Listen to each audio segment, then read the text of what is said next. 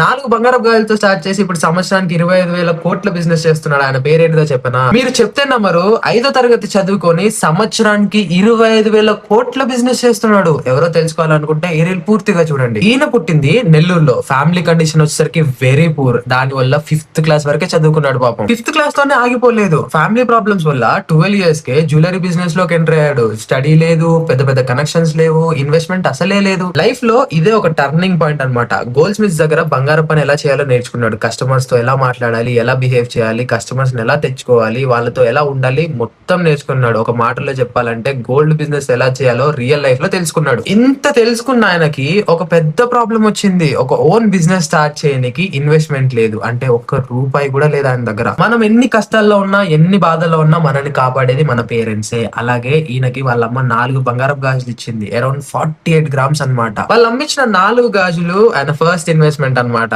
వాటితో కొన్ని జ్యువెలరీస్ తయారు చేసి చెలో చెన్నై అనుకుంటూ చెన్నై బయలుదేరి తెచ్చిన వాటిని సేల్ చేసి మళ్ళీ ప్రతి రూపాయిని రీఇన్వెస్ట్మెంట్ చేసి మెల్లిమెల్లిగా కస్టమర్స్ ని బిల్డ్ చేసుకుంటూ, ట్రస్ట్ ని బిల్డ్ చేసుకుంటూ మెల్లిగా బిజినెస్ ఎక్స్పాండ్ చేశాడు. 4 బంగారపు గాజులతో స్టార్ట్ చేసి ఇప్పుడు సంవత్సరానికి 25,000 కోట్ల బిజినెస్ చేస్తున్నాడు. ఆయన పేరేంటిదో చెప్పనా?